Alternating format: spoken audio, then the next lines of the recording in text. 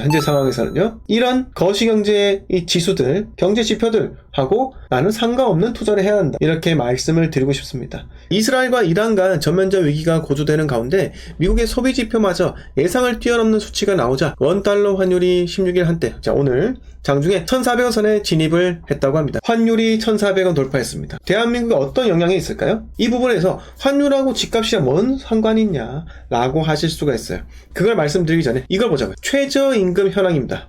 2011년 4,320원이던 최저임금이 2024년 9,860원이 됩니다. 13년 만에 2배가 된 거예요. 최저임금이요. 여러분들의 연봉은 2배가 되었습니까? 2배가 되신 분도 계시고 2배가 안 되신 분도 계시겠죠. 하지만 대부분은요 2배가 되지 않았습니다. 그러나 여러분들의 집값은 2배가 되었습니까? 여러분, 분양가는 2배가 되었습니까? 분양가는 2배 이상으로 됩니다. 최저임금 상승해서 결국은 원자재를 가공해서 뭔가 제품을 생산하는 제조업에는요 점차 이렇게 베이스가 흔들리게 되어 있어요. 자, 2017년 문재인 정권이 들어서서 6,470원이던 최저임금이 매년 5%, 6%, 7% 이렇게 오르던 최저임금이 16.4%가 한 번에 튑니다. 이게 문제예요, 여러분.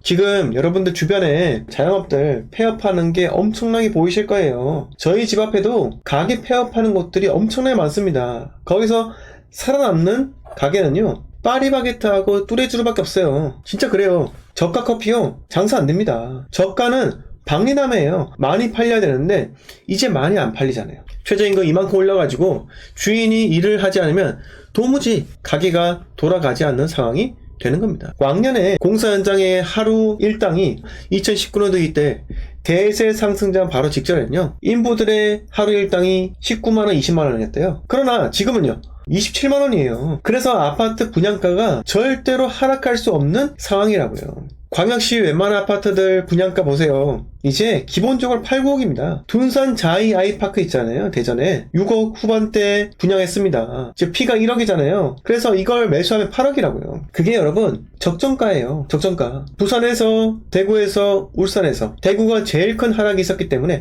방고개역 프로지오 보세요. 7억 초반, 7억 중반으로 미분양 나갈 거 각오하면서 그렇게 분양을 하잖아요. 그 분양가가 마진이 거의 없습니다. 울산은요? 울산은 8, 9억대요 이제. 부산은요? 더 비싸겠죠. 이토록 분양가 자체는요 공사비 인상으로 인해서 이제는 나사지기 어려운 구조라는 겁니다. 그래서 오늘 환율의 상승이 과연 무슨 상관이 있을까를 고민했을 때 여러분, 환율이 지금 1,400원까지 치고 올라갑니다. 대한민국은요 원자재가 납니까? 시멘트 대한민국에서만 생산해요? 아니잖아요. 부족하다고요. 철광석, 시멘트 등등 구리, 철, 여러가지 원자재가 모두 수입을 해야 됩니다. 수입을 하는데 달러가 비싸잖아요. 그러면 비싼 가격에 수입을 하는 거라고요. 1,300원대 수입하는 거하고 1,400원대 수입하는 것은요 거의 7% 비싸게 수입을 하는 겁니다. 그 7% 가격이 여러분 환율, 최저임금 그리고 플러스로 유가도 마찬가지 지금 오름세라고요.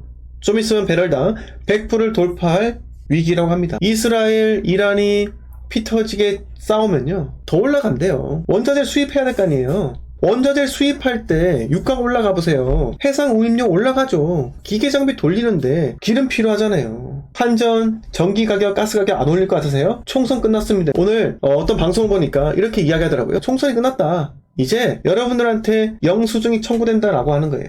그 영수증이 바로 전기요금, 수도요금, 가스요금 이런 것들이 올라가면서 여러분들의 가계 부담에 더 크게 다가온다라는 겁니다. 미국 경제 좋다고 합니다. 달러 계속 올라가요. 미국 경제 좋죠. 달러값 올라갑니다. 금값 올라갑니다. 그런데 미국에서 주거용 부동산은 지금 활황장이에요. 그리고 상업용 부동산은요 지금 죽수고 있어요. 미국의 상업용 부동산 코로나 때문에 재택근무를 하는데 컴백하세요 라고 명령하면은 바로 퇴사한답니다. 또 다른 재택근무하는 회사에 가면 되니까요. 그 정도로 지금 미국에서 상업용 부동산이 폭락하고 있다고 합니다. 미국 경제가 너무 좋고 달러가 오르고 있고 경제 위기를 지금 예견하기 때문에 안전자산을 몰려가는 그런 시그널 때문에, 그런 수요 때문에 금값이 올라가고 있다고요. 금값이 올라가는데 지금 미국의 주택시장은 상승한다? 여러분, 이 중에 어느 한 가지는요 거짓 또는 허구 그런 걸 수도 있다는 겁니다. 조만간에 진짜 경제 위기가 또 터질 수가 있어요.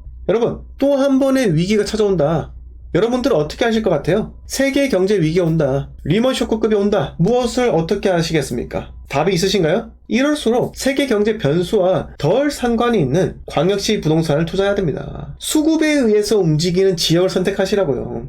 세계 경제 변수, 기준금리 등등 여러가지 거시경제 상황을 쏙쏙 받아들이는 서울과 수도권 시장. 왜요? 매매가 자체가 크기 때문에 부채의 총량이 크잖아요. 부채의 총량이 크다면 대외 변수에 쉽게 흔들릴 수밖에 없어요. 만약에 내가 사업을 하고 있습니다. 세계 경제 좋지 않아요. 나는 수출을 해야 되는데 수출이 안 돼요. 그럼 어떻게 돼요? 망한다고요. 이런 식으로 사업을 하는 사람들이 많이 있는 서울, 부채가 많이 있는 부동산이 많은 서울, 수도권 이런 것들은요 경제 변수에 취약할 수밖에 없습니다. 그걸 알아두세요. 하지만 지방은요 제가 아까 말씀드렸죠, 분양가가 이제 팔곡이에요. 건설사에서 이걸 알기 때문에 이렇게 분양했다가 무조건 미분양이에요.